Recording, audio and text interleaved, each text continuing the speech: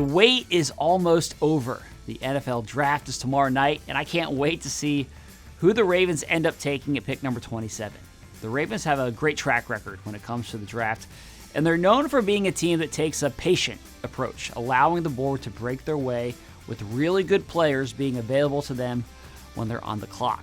That's the objective, of course, again this year, and here's what I think would be an ideal scenario for when the Ravens are on the clock tomorrow night. First of all, I think as you're watching the draft, you want to see all 4 quarterbacks get drafted before the Ravens pick in the first round. If that happens, it just pushes really good positional players down the board to Baltimore. And if that's the case, the Ravens would have options at that spot.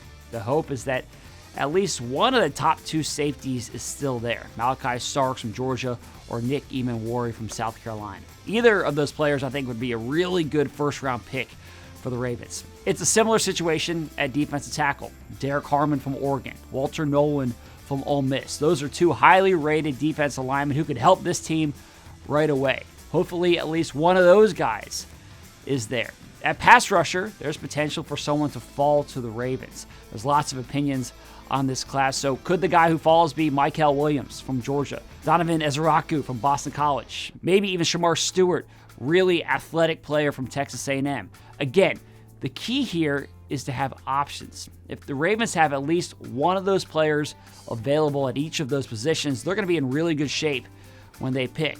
But if we see the safeties come off the board and then there's a run on players who can get after the quarterback, those pass rushers, then maybe the Ravens are in a situation where they look to move up a few spots and ensure that they can get the player that they want in the first round. Look, it's going to be a lot of fun to watch. The draft kicks off Thursday at 8 o'clock. And to get you ready for the draft and the entire weekend, make sure you check out today's episode of the Lounge Podcast.